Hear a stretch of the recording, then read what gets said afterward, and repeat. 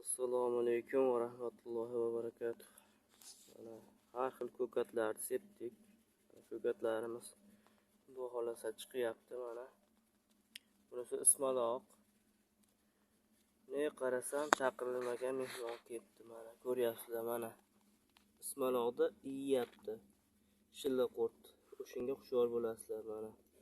Buni ushlab turib o'ldirishdi mana. Yeyayotgan joyida ushlandi. Buni yo'qotish kerak.